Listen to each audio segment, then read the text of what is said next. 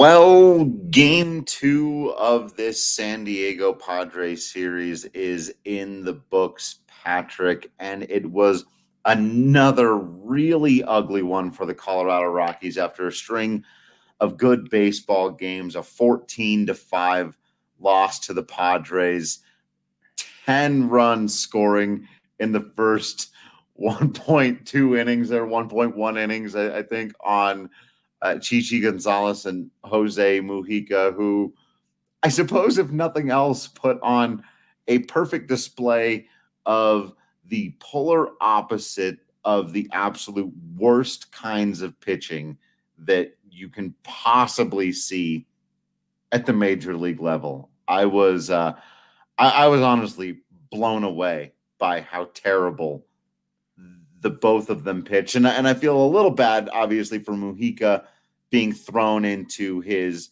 major league debut here in a really tight spot. But basically, Chichi Gonzalez couldn't throw a strike, and Jose Mujica couldn't stay away from right down the very middle of the zone.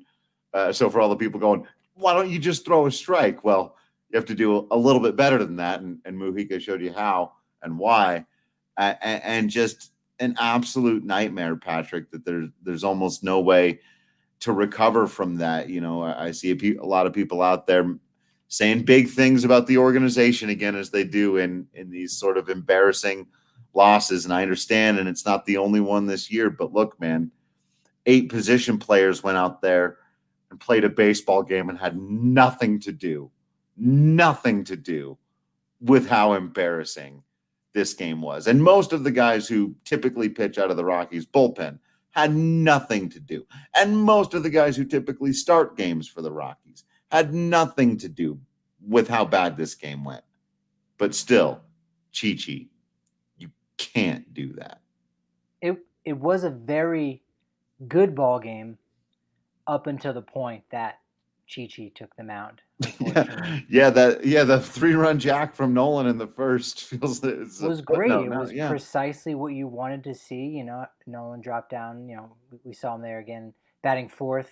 Behind Blackman, and came through in the clutch. And then Chi took the mound.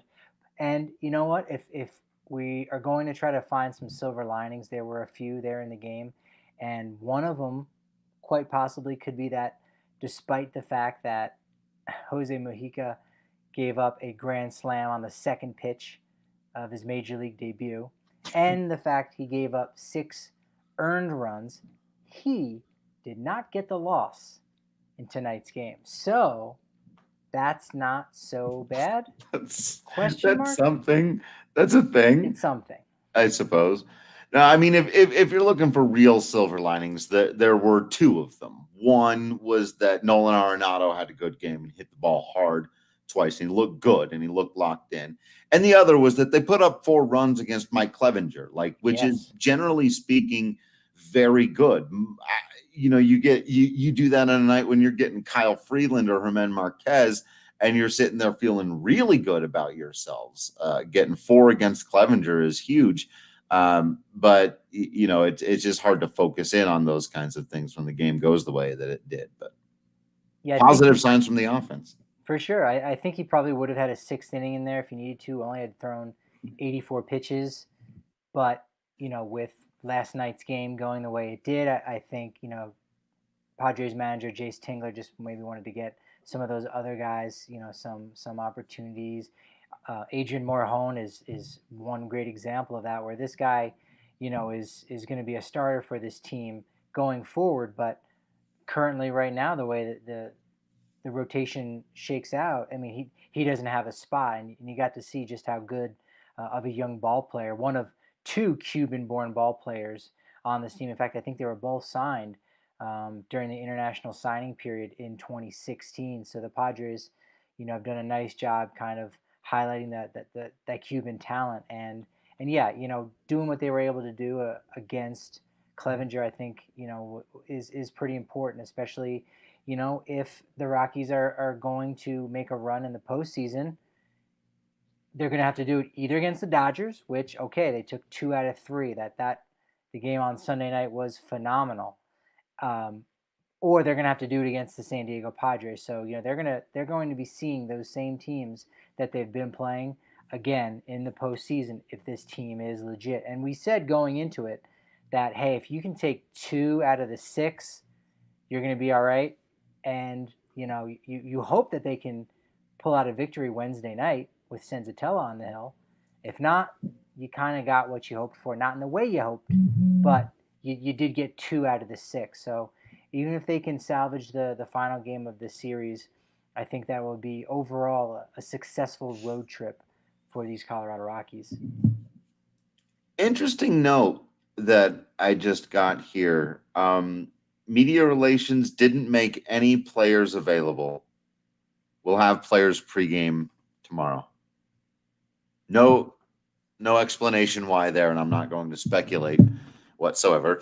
But an interesting note, to be sure. And yeah, Patrick, back to your point, if the Colorado Rockies can figure out a way for the remainder of the season to play more games, the caliber of which they did in LA and the first game of this series in San Diego, and therefore that'll get them back into the playoffs.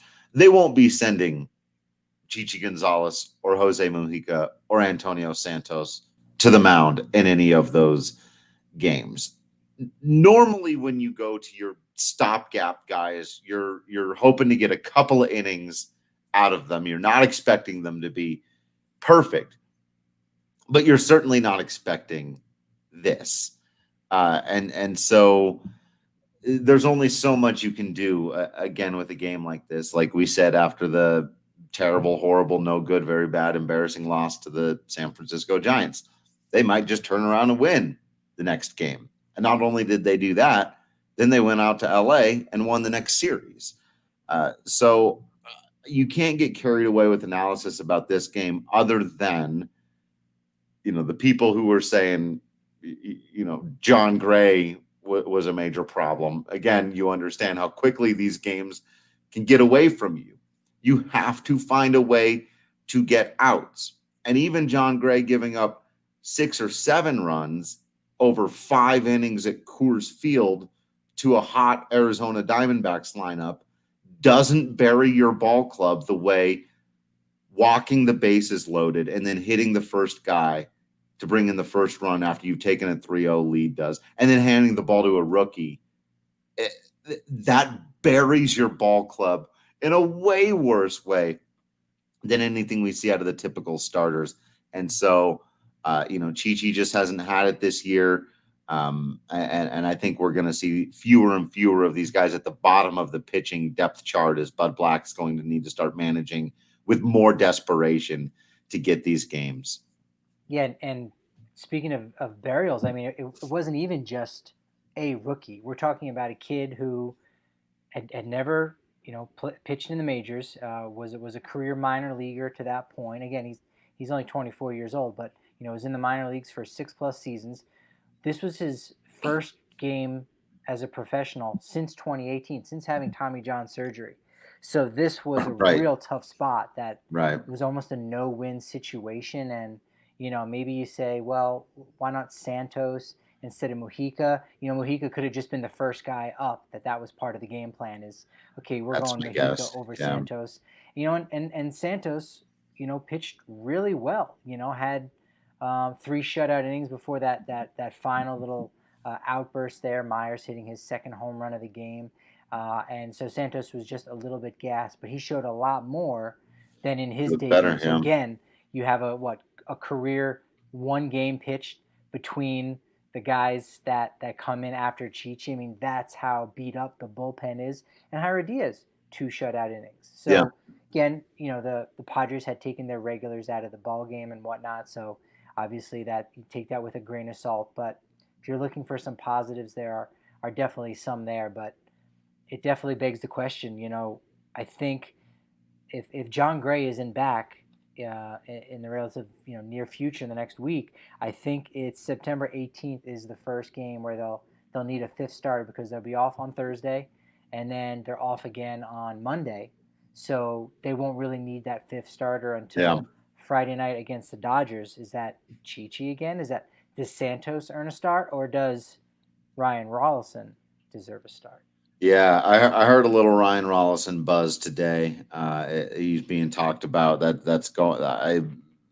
Yeah, give me that at this point. I don't think Chichi Gonzalez can make another start this year. And we've talked to Chichi a lot in the clubhouse. He's We love awesome. talking to Chichi. He's great. He's one of the best. And his story, man, he's had a tough go of it. He's had some injury troubles. He had a ton of pedigree for a reason. The guy works his ass off through a lot of hard times, and I'm sure he'll try to figure out a way to bounce back from this. But right now, it's just like that is the worst possible thing for a pitcher to do in that situation. Worse than getting knocked around. The only other game I could think of in the last, since I've been covering the team, so 7 years, where I saw a pitching performance like that was out of Adam Ottavino in 2017 in a game against the Dodgers, where he walked the bases loaded and threw a couple of wild pitches, and you don't make them earn it at all. And that's what kills you, when they don't have to earn it.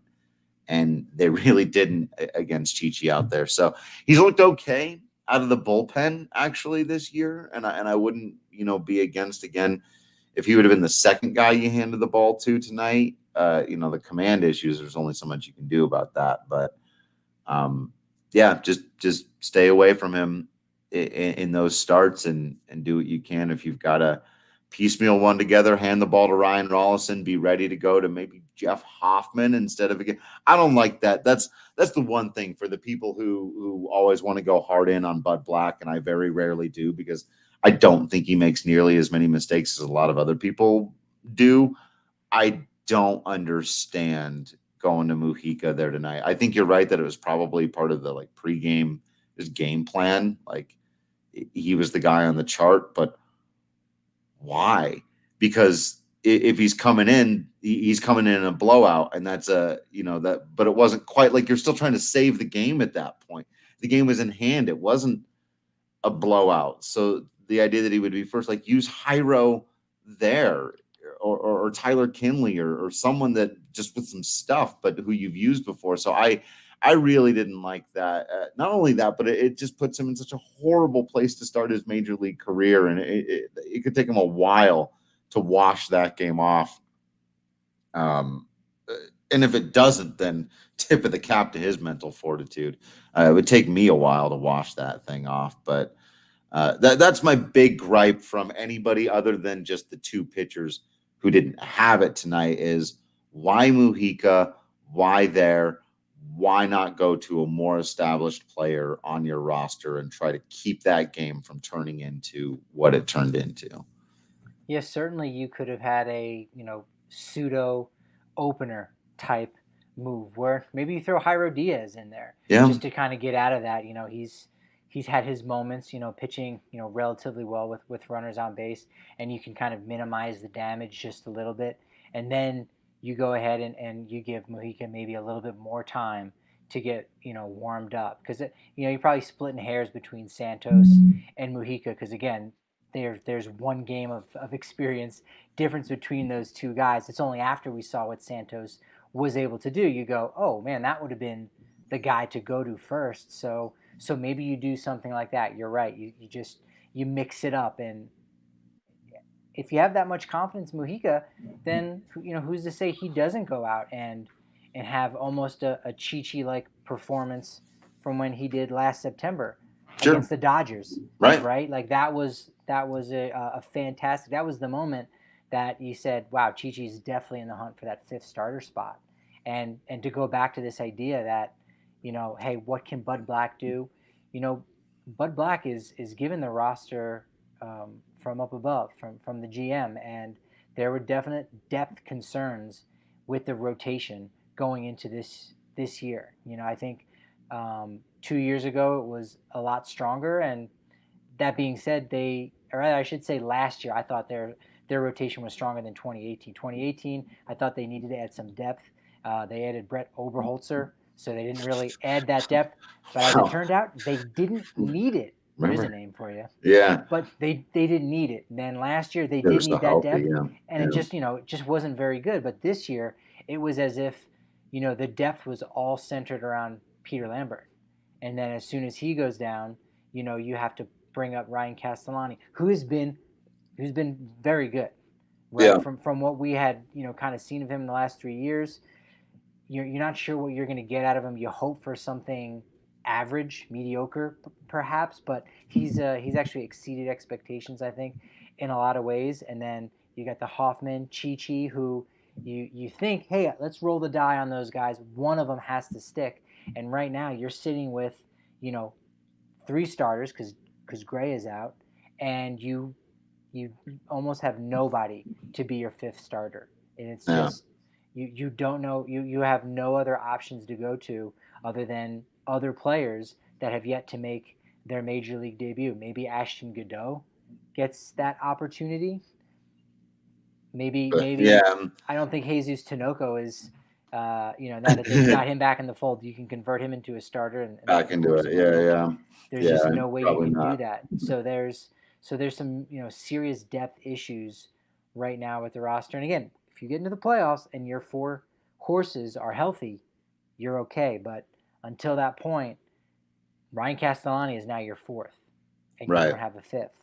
That's Right. problematic. Until Gray gets back, That's right. you're in that tough spot there. So that's all they need him back. And you look next year and you go, man, having Lambert and Castellani battling each other out for 6th spot in the rotation sounds great, but they're not there yet. They got to figure out something in the meantime. And so they just don't have it. Maybe they could do, but again, like you said, the schedule means that they really don't have to figure it out for yet. I would maybe even go to an opener type thing.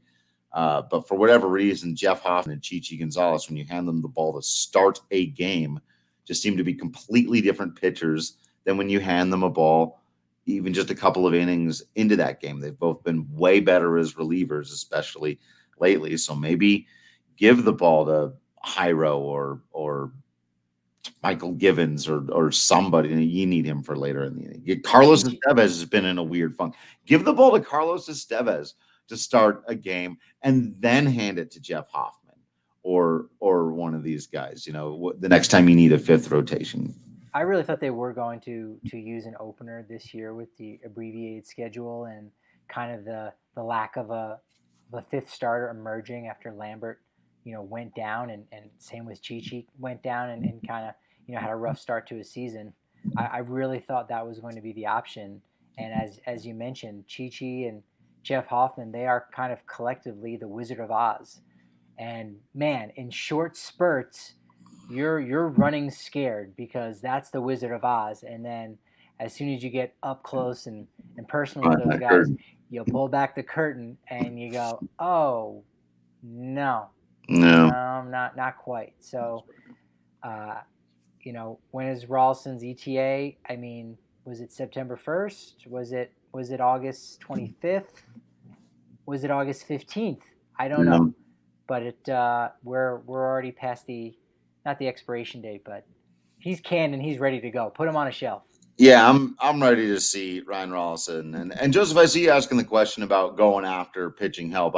That's obviously for next season. There's nothing they can do about the roster for the rest of this year. Literally. Yeah, I guess picking up guys off of the waiver wire stuff, like they added a couple relievers, but you can sign dudes who are just out there. But none of those dudes are coming to save your ball club or to pitch awesome or do anything. Going into next year, yes, they've actually got a lot of now. Again, remember, starting pitchers don't come in from outside the Colorado Rockies organization, come in here and fix it. At best, you're hoping for someone to be okay, and it can cost a lot to get that guy in here to do it. Maybe making some trades to refill your farm system, maybe the top of the farm system, develop some guy like they did with German Marquez. They traded for Marquez when he was a minor leaguer, but he had made his major league debut for the Rockies within a year, maybe year and a half of them acquiring him, and they has managed to come up through their system and cost them much, and they can do all that. That's the kind of thing you want to do, but you're not going to go out and get, because whoever you like out there that's got a 3.80 ERA that you want to go and just put on the Rockies to slide him in there, like that's Kyle Kendrick waiting to happen again. That's Jeremy Guthrie waiting to happen all over again. They've They've played that out so many times, and you can't just go get somebody else's starter.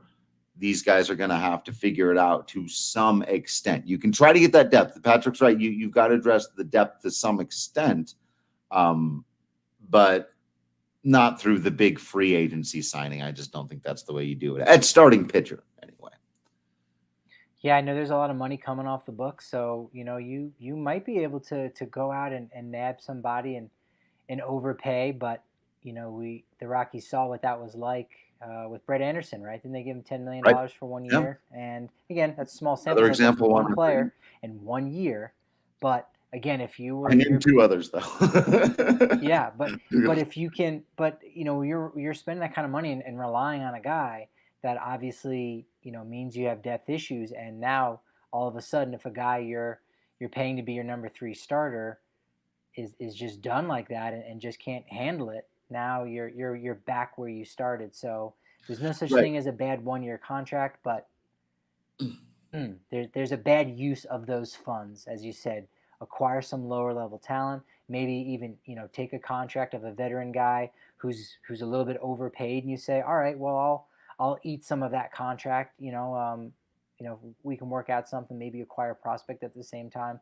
You can definitely get creative. Jeff Bridich is intelligent enough to be creative to make a move like that, and it's actually a little surprising we haven't seen more transactions of that nature since the Marquez deal. Yeah, that'll definitely be interesting to watch going forward. But like you said, I mean, imagine how much worse you'd feel about the Chichi Gonzalez performance tonight if he was also making $10 million, and it happened before for this team on several occasions. So, the only guy out there, obviously, who had a great game or a really good game for your Colorado Rockies was the draft king of the game, Nolan Arenado. Remember to use that promo code DNVR over at DraftKings Sportsbook when you're doing all your cool, fun, crazy good sports betting. But you can't ever bet on something like that to happen. If you took the over on this one, at Petco.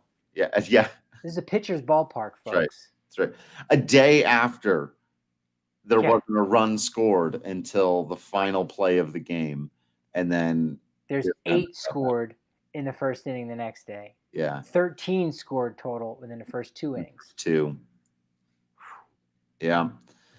Just some craziness. But like you said, the Rockies can still steal a game out of this series to make a very successful road trip and give themselves momentum to come back home, try to get onto a more favorable part of the schedule, try to get some momentum going into what they hope will be a playoff run. Though, am I looking at it now? I think they slipped right out of it, right? So they're what's funny is that when I was looking at the upcoming series, I knew the Angels were coming to town because hey, that's always exciting to see Mike Trout at Coors Field.